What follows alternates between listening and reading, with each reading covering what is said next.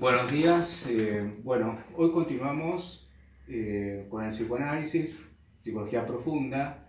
Esta sería la clase 3 y damos comienzo a la unidad 2, que se corresponde con el tema de la teoría del trauma y la defensa. Ya está el material en la plataforma, así que tienen todo el material de la materia, pero bueno, lo situaba ahí porque es el tema que nos convoca ahora. Para esta unidad vamos a trabajar un texto de Amalia Baumgart que justamente se llama La teoría del trauma, ¿sí? En este texto ustedes van a encontrar que la autora comienza, porque Freud en el texto, en uno de sus textos que acá cita, que ya se los voy a nombrar, comienza haciendo una diferencia entre lo que es las neurosis actuales y las neuropsicosis de defensa. Todo nuestro trabajo de la materia va a consistir y nos vamos a adentrar en lo que Freud clasifica nosológicamente, esto es cuando agrupa las enfermedades en las neuropsicosis de defensa. La llama así por la época, porque Freud está poco a poco abriéndose del discurso psiquiátrico, ¿sí? Entonces era un término que se utilizaba mucho en la época por los maestros, los psiquiatras, Jacob, Werner, Janet, maestros de Freud con los que él interactúa constantemente, y poco a poco, digamos, Freud va armando, digamos, el lenguaje psicoanalítico propio de su disciplina. En esa diferenciación, para que ustedes tengan básicamente algo en claro, las neuropsicosis de defensa va a consistir en agrupar la histeria, las representaciones obsesivas, que más adelante son las neurosis obsesivas, las fobias, y acá ubica la psicosis también, o alguna psicosis, mejor dicho. En las neurosis actuales, Freud ubica básicamente lo que un psiquiatra norteamericano, George Beers, llamaba como neurastenia. Astenia viene de cansancio, como una neurosis donde el sujeto permanece constantemente agotado. Y por otro lado, las neurosis de angustia, ¿no? Como para pensar las crisis de angustia, lo que hoy más se asemeja a lo que es el ataque de pánico, el panic attack. La gran diferenciación de estos dos campos, Freud los despeja por considerar que en las neurosis actuales los sujetos que padecen de esta sintomatología no tienen o no pueden llegar a establecer una elaboración psíquica. O sea, no pueden llegar a historizar un síntoma sobre lo que les pasa. Obviamente hablan, obviamente relatan, cuentan cosas, pero nada de lo que relatan se vincula o se relaciona o se puede historizar el síntoma. Entonces Freud habla de una energía, una excitación que trata, digamos, de descargarse por algunas vías colaterales. Entonces habla de la neurosis de angustia y habla de las funciones neurovegetativas del cuerpo, ¿no? Donde bueno, puede haber palpitaciones, sudoración, taquicardia, etc. Como manifestación de una angustia que no puede ser simbolizada, ¿no? Que se traduce directamente energéticamente en el cuerpo, perturbando las funciones neurovegetativas. Y por otro lado, la neurastenia también, que tiene que ver con una descarga, y pone en ese ejemplo paradigmático de la neurastenia a la masturbación, ¿sí? Sería como un exceso de descarga en la masturbación y sería como una imposibilidad de descarga en la neurosis de angustia. Toda una cuestión más bien energética que no encuentra derivación, pero que no tiene elaboración psíquica. Ahora nos vamos a la neuropsicosis y defensa, que es, nuestra materia va a estar localizada fundamentalmente ahí, y es todas aquellas neurosis que ustedes conocen cuando después van a ver los test proyectivos o los demás test, para los cuales se utilizan los mecanismos de defensa, digamos. Entonces, en estas neurosis, aquí sí Freud habla de que los sujetos pueden elaborar, pueden representar la angustia y obviamente ponen en juego inconscientemente distintos mecanismos que van a tener relación con las distintas neurosis que se expresan.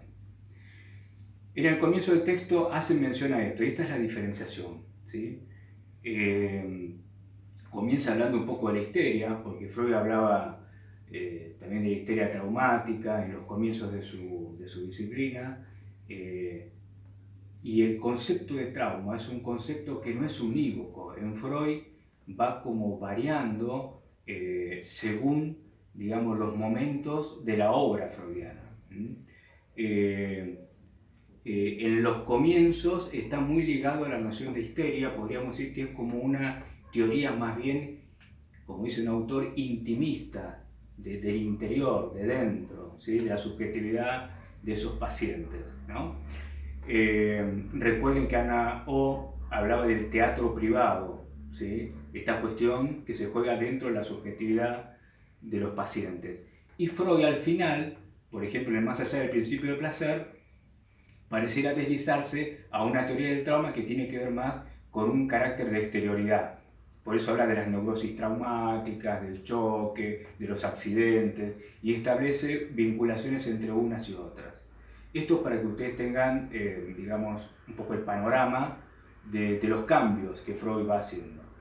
Más allá de eso, a nosotros nos interesa destacar la diferencia y la especificidad del concepto de trauma.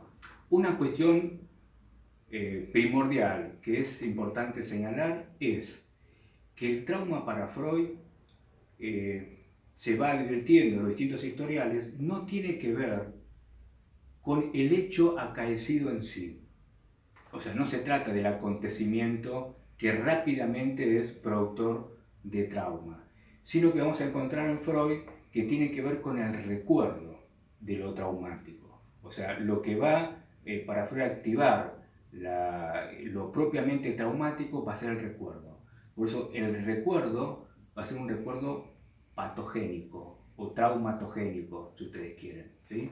A diferencia de la medicina, donde la concepción de trauma tiene que ver justamente con esto, con el acontecimiento, con el accidente. Les leo brevemente en la página 27 del texto que tienen que leer unas menciones de la autora. Dice: estas ideas de trauma tienen antecedentes, una de ellas en el ámbito médico-quirúrgico, en el que se habla de traumatismo como productor de síntomas. Por ejemplo, luego de un accidente, un choque, además de las contusiones reales que puede sufrir un individuo, aparecen síntomas psíquicos, amnesia, estados crepusculares, formaciones pseudodelirantes, de acuerdo con el shock emocional producido. Entonces, en el ámbito médico-quirúrgico se refiere a síntomas psíquicos que ocurren a consecuencia de traumatismos craneocerebrales. Este es digamos, la relación de causalidad que establecen, ¿sí? O sea, esas perturbaciones psíquicas son como consecuencias del accidente. Hay como la relación causa-efecto tradicional de la ciencia positiva, digamos.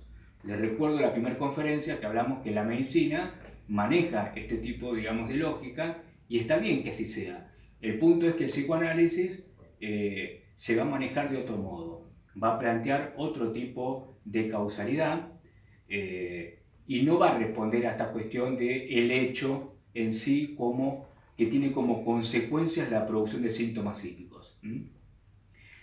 Después también podemos marcar otras diferencias donde las teorías psicológicas, haciendo como una suerte de paralelismo con la concepción médica del traumatismo, también tienen desde el punto de vista psicológico una perspectiva similar.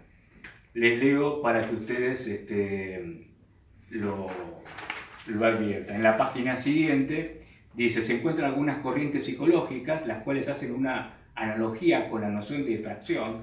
Fracción quiere decir hendidura, corte, lo que produce un accidente, ¿sí? Fracción, y plantean la presencia de un shock emocional violento, frente al cual el sujeto psíquico se relaciona desorganizadamente. Entonces, fíjese la idea, ¿no?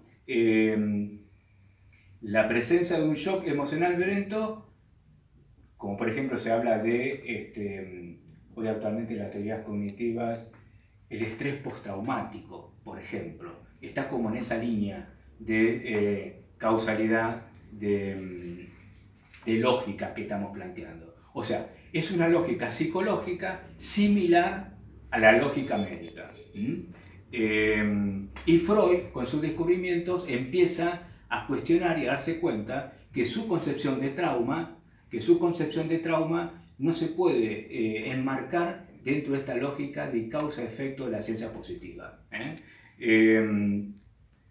Les decía que para Freud lo propiamente patogénico va a ser el recuerdo. Esto es lo que tenemos que destacar como importancia, ¿sí? Y ahora, ya para concluir en esta clase, vamos a ver que también Freud destaca como importante que el trauma supone como dos momentos, dos tiempos, que se van a relacionar con un efecto, digamos, que responde a una lógica que los franceses llaman après-coup o lógica a posteriori, que ya vamos a ir explicando. Bueno, por hoy los dejo acá y ya continuamos con la segunda clase más profundamente en relación a este tema que les acabo de situar últimamente. Bueno, que tengan buenos días.